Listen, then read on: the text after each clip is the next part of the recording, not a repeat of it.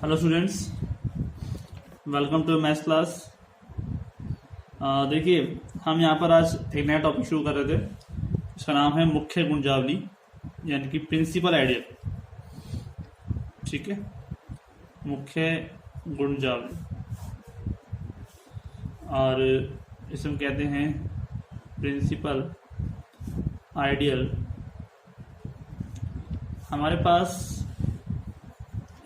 ये टर्म है, ठीक है, मुख्य गुणजावली जो टर्म है हमारे पास, उसमें देखिए आप क्या कर सकते हैं। इसी डेफिनेशन लिखता हूं मैं यहाँ पे। किसी वलय आर की एक गुणजावली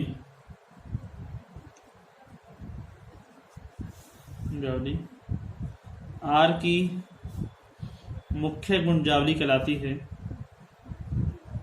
मुख्य गुणजावली कहलाती है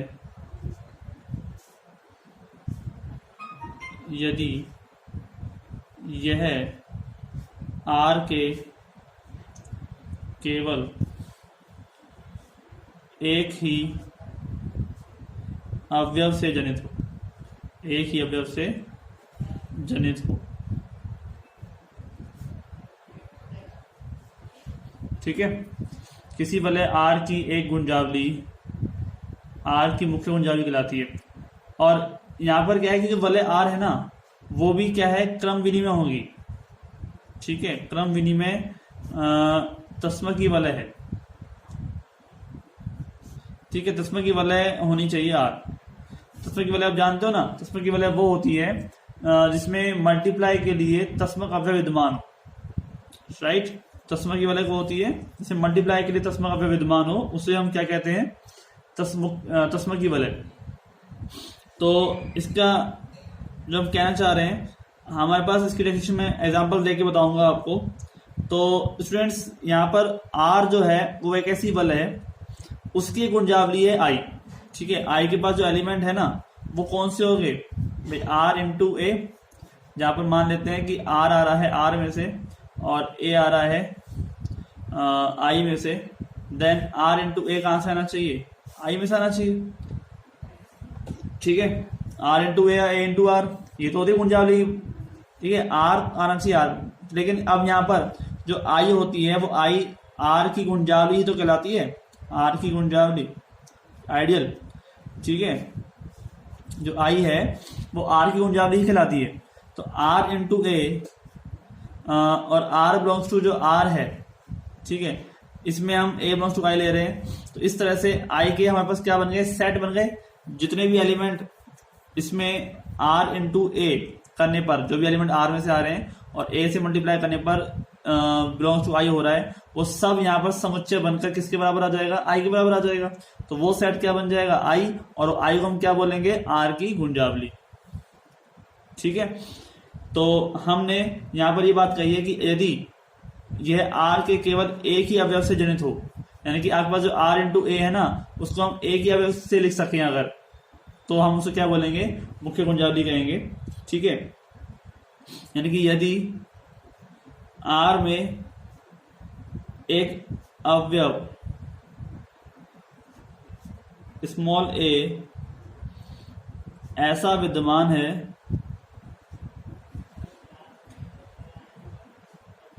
कि आई बराबर ए। ठीक है, आई बराबर ए,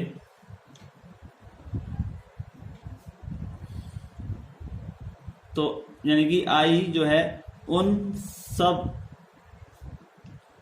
गुणजावली में छोटी से छोटी गुणजावली है जिसमें ए है, जिसमें स्मॉल ए है।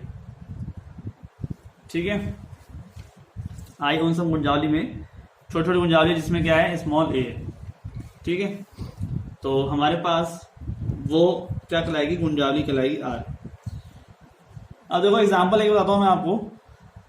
हम ऐसा कहेंगे, एग्जाम्पल क्या है कि जेड प्लस डॉट, ये क्या होती है, एक गुंजावली होती है, एक आइडियल होती है, और इसमें एक क्रमविनीय भी तस्मक की वलय भी होती है, ये क्रमविनीय में भी है,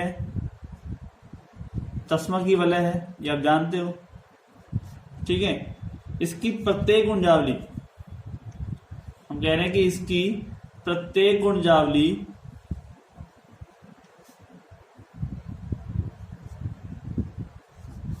क्या है, मुख्य गुंजावली है।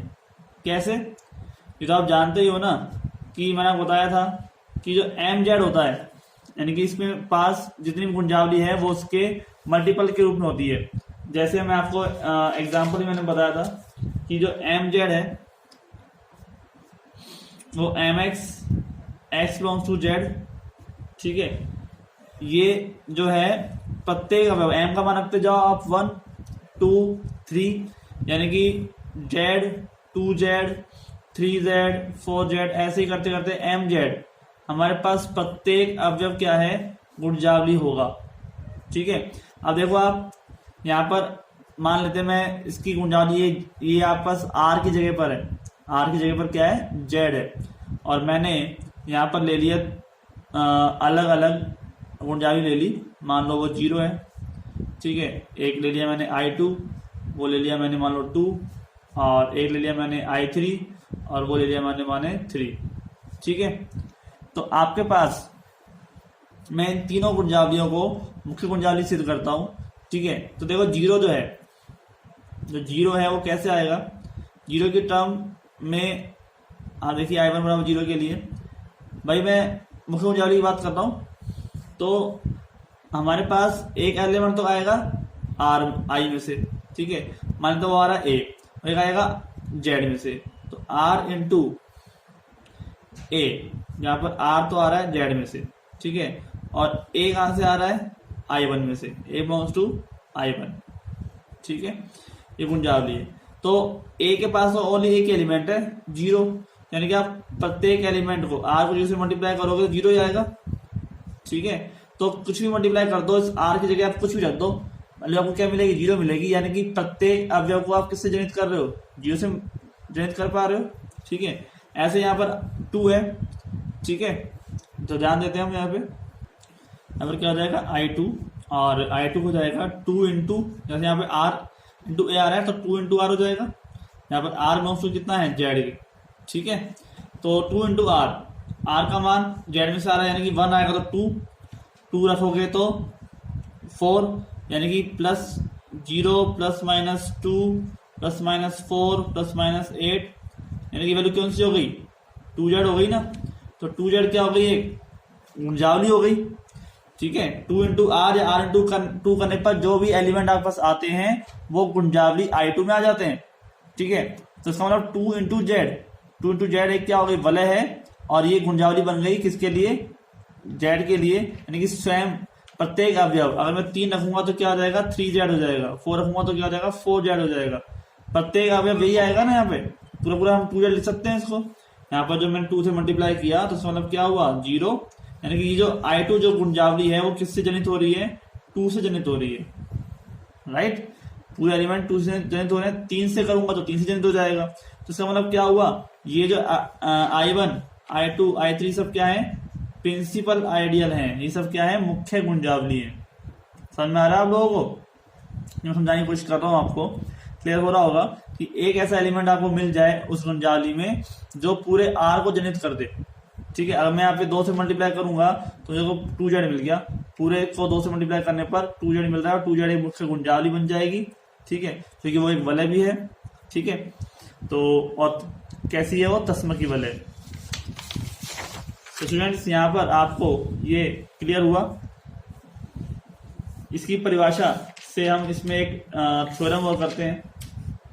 तो थ्योरम क्या है, कुछ नहीं, हम यहाँ पर एक काम करते हैं, मुख्य प्रिंसिपल आइडियल यानी कि मुख्य गुंजावली वलय,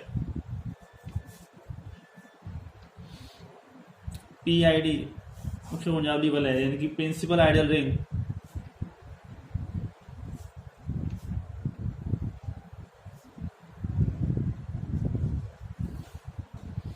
ठीक है। परिभाषा क्या होती है? यदि देखो डेफिनेशन तो है और सबकी आएगी, ठीक है, इसलिए याद रखना है आपको। किसी वलय R की प्रत्येक गुणजावली मुख्य गुणजावली हो, मुख्य गुणजावली हो तो वलय R को मुख्य गुणजावली कहते हैं, मुख्य गुणजावली वलय कहते हैं।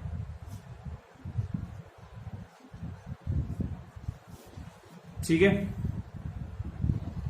कोई दिक्कत नहीं। यदि किसी वलय R की प्रत्येक गुणजावली मुख्य गुणजावली हो तो वलय R को मुख्य गुणजावली वलय कहते हैं। राइट, कोई दिक्कत नहीं हमारे पास। तो इस तरह से जो टर्म है हमारी वो क्लियर होती है कि प्रत्येक गुणजावली क्या हो, मुख्य गुणजावली वलय हो, तो उसमें क्या कहेंगे? मुख्य गुणजावली वलय। मैंने बताई थी आपको कौन सी? जेड। तो जो मैंने बताया था आपको एग्जाम्पल वो क्या था? जेड था। ठीक है, अब है बात आपके पास पीआईडी की। पीआईडी मुख्य गुणजावली प्रांत, मुख्य गुणजावली प्रांत। इसमें आप एग्जाम्पल ले सकते हो किसमें? मुख्य गुणजावली वलय में। इसमें है जेड प्लस डॉट। ये आपके पास क्या है? प्रिंसिपल आइडियल रिंग है, क्योंकि इसकी जितनी भी गुणजावली बनेगी सब क्या होगी? मुख्य गुणजावली होगी। ठीक है, तो ये मुख्य गुणजावली प्रांत है, प्रिंसिपल आइडियल डोमेन कहते हैं, पीआईडी भी बोलते हैं इसको। ठीक है, प्रिंसिपल आइडियल डोमेन यानी कि पीआईडी। क्लियर?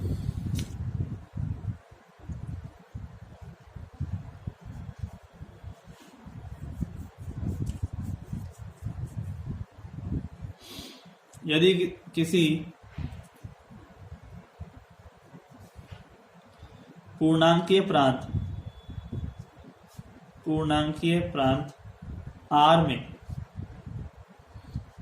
प्रत्येक गुणजावली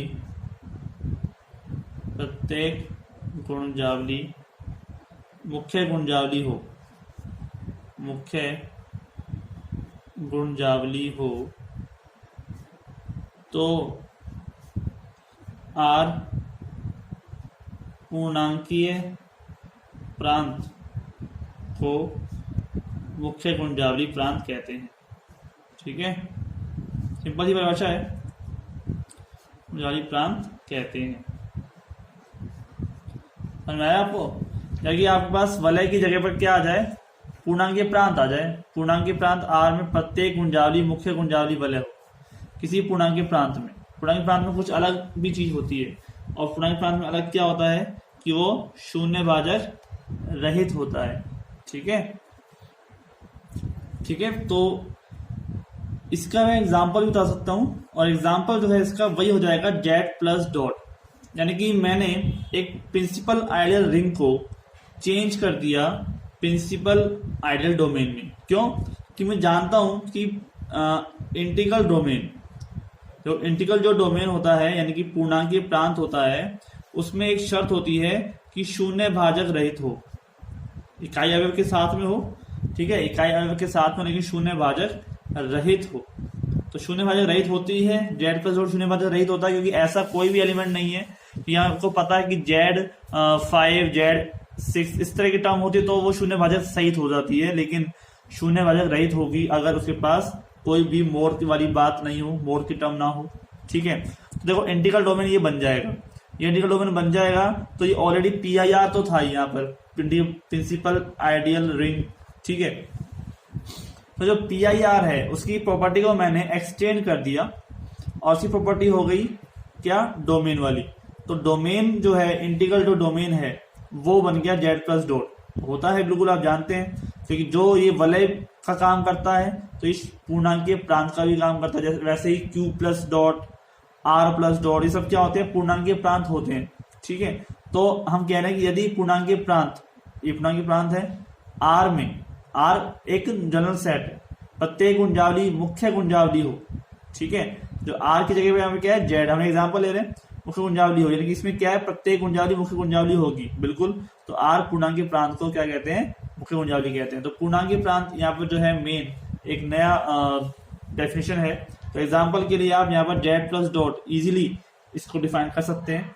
तो समझ में आया होगा आपको। पहले तो था हमारे पास प्रिंसिपल रिंग, मतलब प्रिंसिपल आइडियल, मुख्य गुंजावली। मुख्य गुंजावली क्या होती है? जिसमें आपके पास दोबारा देख लो, जिसमें किसी एक अवयव से ही मैं पूरे के पूरे आइडियल को जनित कर दूं।